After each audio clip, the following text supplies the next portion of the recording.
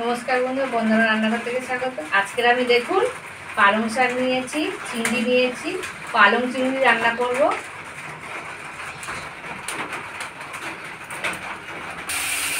চিংড়ি ভেজে নিলাম, চিংড়ি ভাজা হয়ে গেছে। 5 ফোড়ন, শুকনো লঙ্কা, কুমড়ো আলু দিয়ে দিলাম, লবণ, হলুদ, গুঁড়ো লঙ্কা, পালং শাক,